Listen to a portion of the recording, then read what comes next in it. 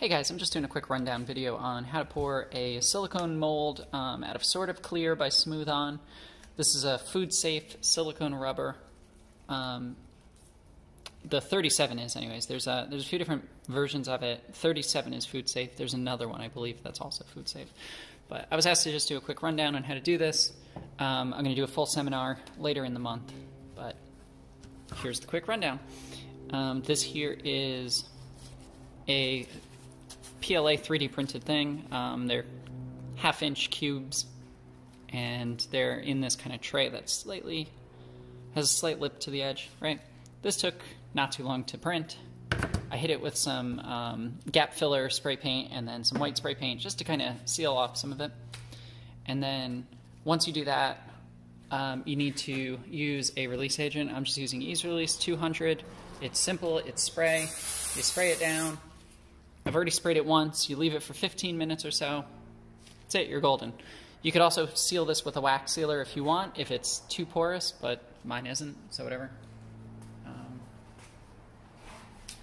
So the first thing that you want to do is when you get these smooth-ons, they come in a trial kit or they come in 1-gallon containers. Inside of there, there's going to be a piece of paper that looks like this, right? Sorta Clear series, right? This has all of the technical information on how to use this product. You need to read this. You need to read the preparation, you need to read the safety, you need to read cure inhibition. You have to read this stuff. The most important thing that it's going to say on here is in this little diagram here. It's going to say Sorta Clear 37. These are the properties of it. It has on here, it has 1A to 1B by volume. That is the mix ratio. You need to try to be as precise as possible with the mix ratio. If it says by weight, you need a scale that'll do it in grams. And then you want to read this number next to it is the pot life. This is how long you have after you mix the chemicals to work with it. At around the end of that time, it'll start getting sticky. It'll stick to the pot that you're mixing it in. It's not going to be any good. So read this entire thing front to back before you do anything with any of these chemicals. These are not play around chemicals. They can make you very sick. Wear nitrile gloves. Wear a respirator. If you have any sort of breathing issues, make sure you're in a well-vented area. I'm in a garage that's big. I got a door open. I got a window open. We're good. Okay. So now for the supplies. So we have the silicone here. I'm going to use a little bit of the silicone thinner just because last time I did it, it came out a little bit thick when I was pouring it. You don't need it for something like this. But if you're using a very viscous silicone, you're going to want a thinner. Easy peasy. You're also going to want mixing sticks, disposable, because they're only going to be able to be used once. Make sure you have a ton on hand. Little cups, I just get these little disposable plastic ones. Again, they go in the garbage after. Okay.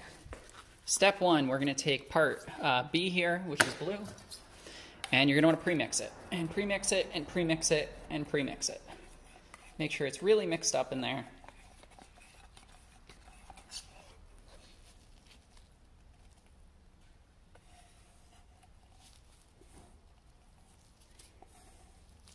Okay, we are premixed. I'm going to set this aside because I'm going to use it again.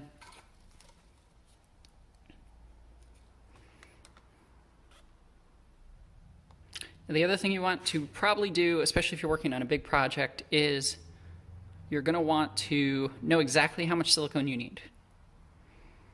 And you can do that in a couple ways. I'll go over it more at the seminar that I'm doing later in the month. But the easiest way to do it is you take your mold, and if you can, you pour water into it. And you figure out how much water you need, and then you pour that water into a cup, and you figure out from the cup and the mix ratio how much water you need from there. I guess I wasn't using this stick. So this stick was touched the silicone, goes in the garbage.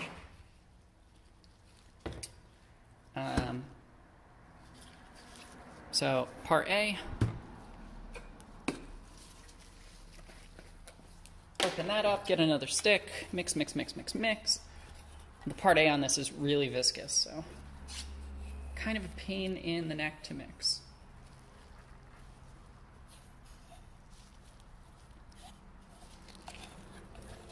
Mix it, mix it, mix it.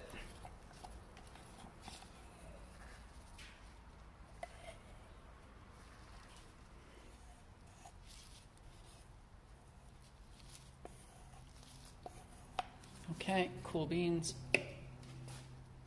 Then I'm going to pour out the same amount as before. There are lines on the inside of this cup, so I just kind of use those as visual guidelines to make sure I have a 1-to-1 ratio.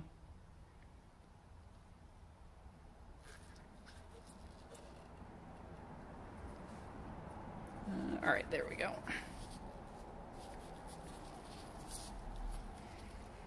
It is so much easier to use the gallon containers, but they're very expensive. Silicone's not cheap.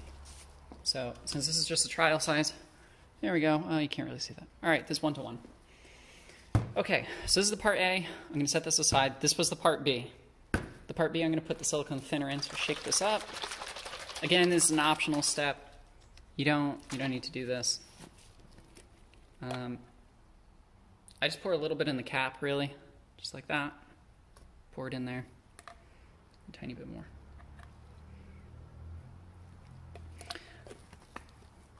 So with these smooth-on products, the part B is always the curing agent. The part A is always the silicone that gets cured. So anytime that you're mixing anything in that's an additive, any sort of coloring, any sort of thinner, any sort of pigment, I guess fills and stuff like that, if you're using resins, things like that, you're going to want to put it in the part B. Because sometimes they can start the curing process, and depending on what your work time is, that could be bad. All right. There are better methods to mix this. You can use like double mixes. You can use a mixing screwdriver head that's disposable, power drill head rather. Those are really cool, but for this I'm just using sticks. Just pouring 1 cup into the other.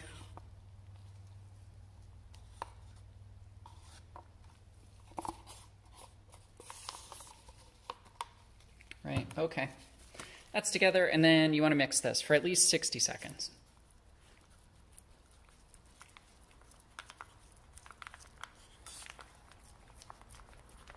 So mixing, mixing, mixing.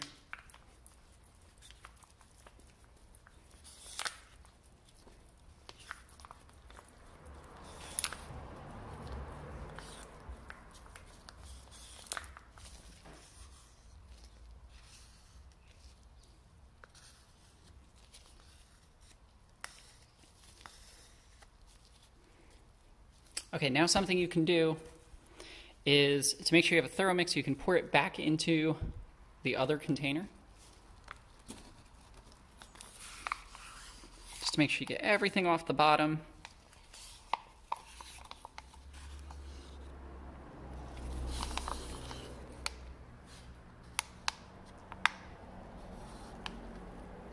It goes into the garbage.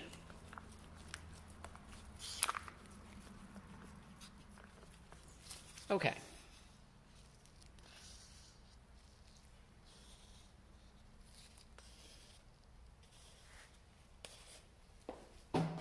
There we go, done, easy peasy. So now I'm going to take this. This is on a leveled surface. It doesn't have, there's bits of stuff under it though.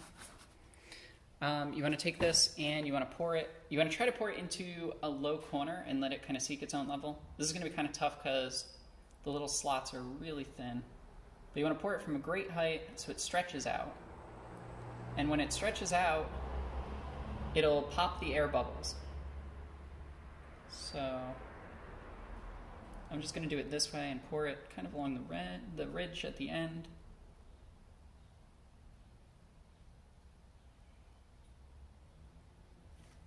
Make sure it's getting in there.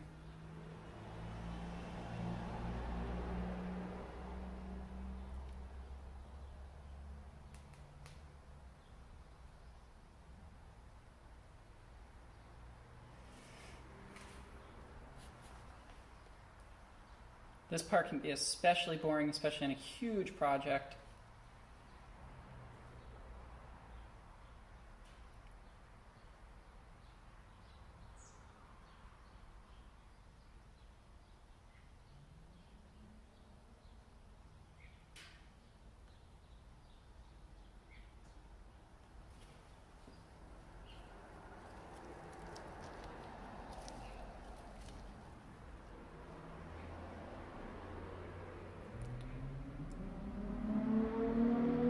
Super exciting, I know.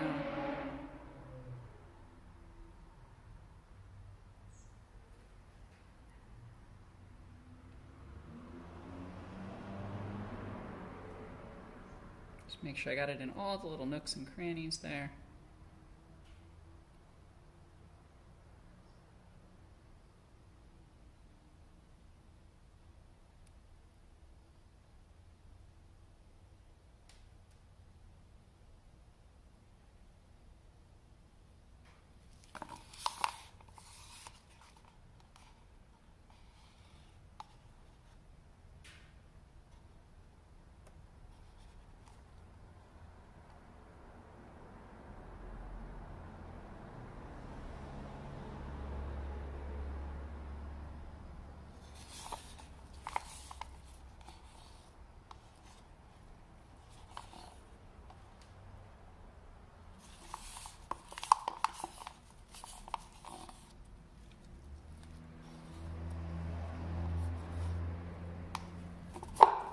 All right, I think that's all of it. Last little bits in. Okay, cool. It's still kind of seeking its level because it's so viscous. I'm gonna help it along a little bit. Just taking it with this, pushing it over to the corners.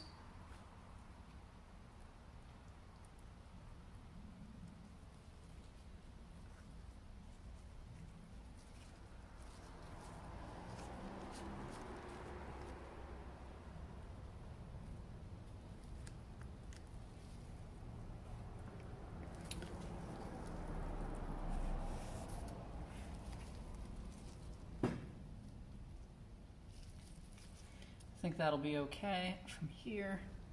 This little bubble, let me just pop that right quick. So if you want to do this completely properly, you'd vacuum degas it before any of that stuff. But for this project, it's okay. It's just a quick mold. Nothing too fancy. It's for personal use. Whatever. Little air bubbles, no big deal in this case. But if you're working on a bigger project, more expensive project, something that's going to be used hundreds of times and stuff like that,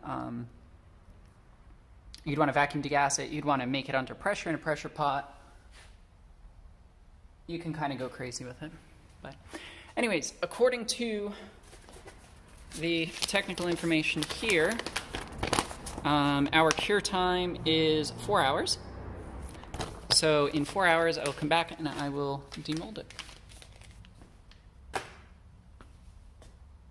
All right, so here we are about 6 hours later, and our material is cured. It is firm, it's not sticky to the touch. Ready for demold.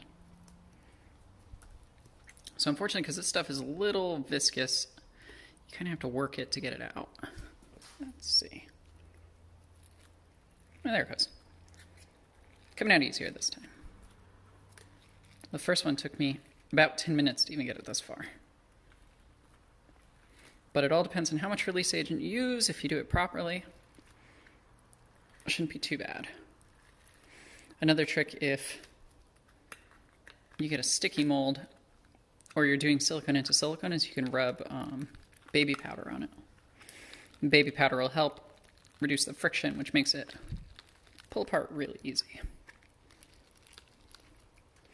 So just being careful not to rip any of it. Do it little by little. Okay, there we go. There we go, mold's complete. So now what I'm gonna do is I'm gonna cut off this excess here. Because I read the safety information, I know that I need to wash this with soap and water.